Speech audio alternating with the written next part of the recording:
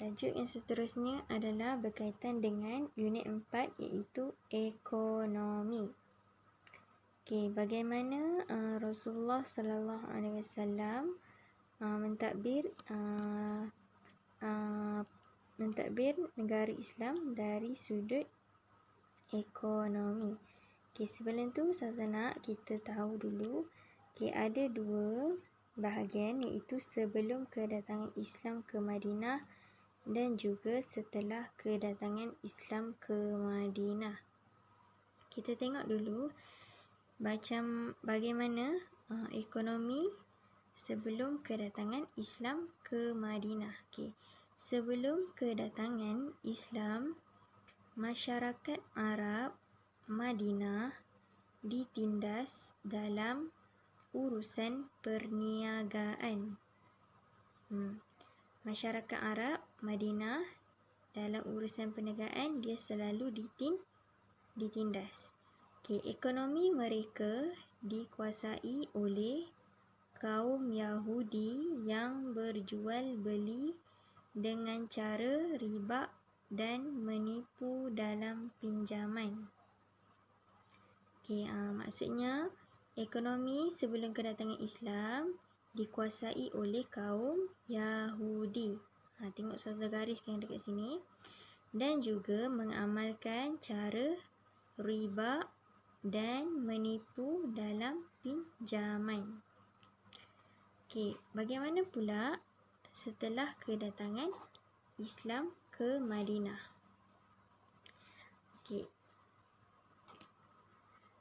Setelah kedatangan Islam ke Madinah, golongan muhajirin mula bergiat dalam bidang pertanian, pengurusan dan menyelenggara kebun-kebun kurma orang Ansar. Selepas Nabi berhijrah ke Madinah, golongan muhajirin ni maksudnya apa? Orang yang berhijrah ke Madinah. Mula bergiat dalam bidang pertanian, menguruskan kebun-kebun dan menyelenggara kebun-kebun kurma orang Ansar. Kemudian Madinah bukan sahaja menjadi kawasan yang subur untuk pertanian, tetapi juga sebagai kawasan perdagangan kerana ia terletak di antara Mekah dengan Syam. Sebab Madinah ni terletak antara Mekah dan Syam, jadi menjadi tempat kawasan perdagangan yang giat ataupun majulah, sebab dia duduk tengah-tengah antara Mekah dengan Syam. Jadi orang-orang banyak tumpu dekat Madinah. Setelah kedatangan Islam ke Madinah, orang-orang Islam telah menunjukkan cara berjual beli yang halal. Jadi selepas orang-orang Islam datang ke Madinah, tak ada dah cara riba. Orang Islam ajar penduduk-penduduk kat Madinah ni cara jual beli yang halal. Tidak ada sebarang bentuk penipuan dan riba serta rasuah dalam ekonomi Islam. Dalam ekonomi Islam, mereka tidak mengamalkan penipuan dan riba. Peniaga-peniaga kecil tidak lagi ditindas oleh golongan kapitalis. Rasulullah sallallahu alaihi wasallam telah mendirikan sebuah pasar berhampiran dengan pasar Yahudi, iaitu yang bernama Qainuqa, untuk orang-orang Islam berniaga. Mula-mula sebelum kedatangan Islam, ada nama satu pasar ni iaitu pasar Qainuqa, iaitu pasar Bani Qainuqa. Mula-mula adalah pasar ni, tapi pasar ni banyak mengamalkan cara jual beli yang haram. Tapi Rasulullah dia bijak, dia dirikan sebuah pasar yang dekat dengan pasar Yahudi ni untuk menunjukkan cara perniagaan orang Islam yang lebih mematuhi syariah. Kedudukan ekonomi masyarakat Islam menjadi kukuh dan seimbang. Akhirnya, masyarakat menjadi lebih makmur dan stabil.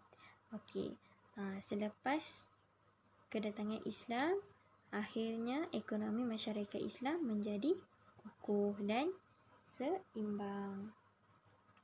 Okey, kita tengok pula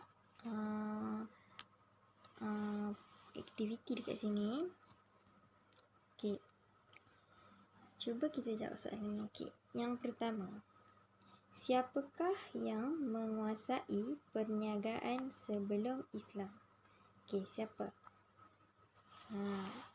Yang menguasai perniagaan sebelum Islam ialah kaum Yahudi.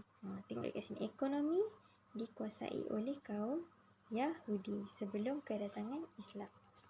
Okey, kita tengok pula soalan nombor 2. Mengapakah Madinah menjadi pusat perdagangan terpenting? Sebab apa?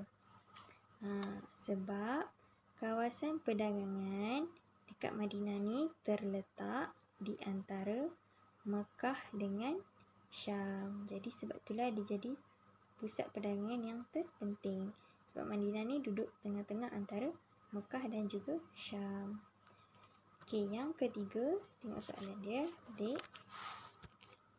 Di manakah Rasulullah SAW mendirikan pasar untuk orang Islam berniaga?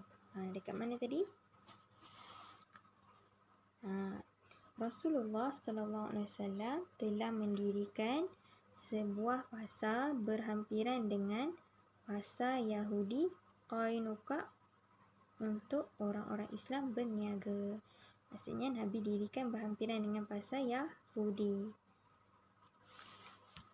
Okey, seterusnya nombor 4. Apakah bentuk penipuan yang dilakukan oleh orang Yahudi? Apa dia? Ya, betul.